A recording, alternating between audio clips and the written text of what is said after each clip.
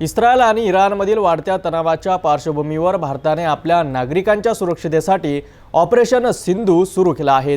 या अंतर्गत काल रात्री 290 भारतीयांना घेऊन एक विशेष विमान नवी दिल्लीत दाखल झालं। इस्रायलने 13 जून रोजी इराणमध्ये केलेल्या हवाई हल्ल्यानंतर परिस्थिती अधिक गंभीर झाली आहे।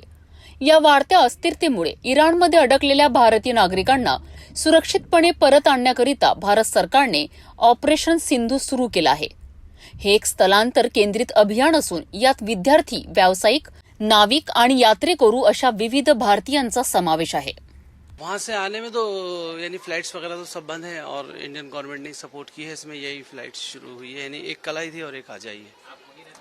नहीं, हम लोग गए थे ईरान शादी करने, सैयद मंजूर अब्बास।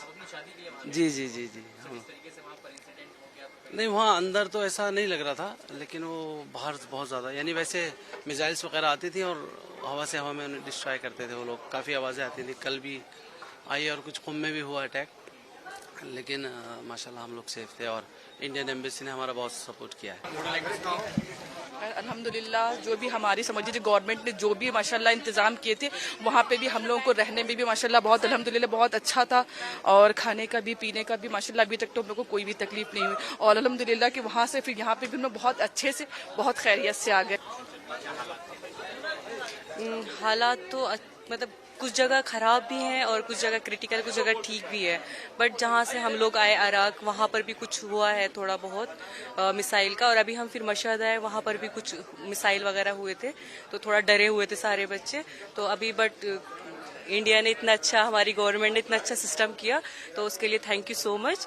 और हम अच्छा सेफली हम यहाँ आ गए, वो सबसे अच्छा है। या ऑपरेशनमुळे इराणमधील आपल्या नागरिकांच्या सुरक्षेसाठी भारत सरकार किती कटिबद्ध आहे हे पुन्हा एकदा सिद्ध झालं आहे।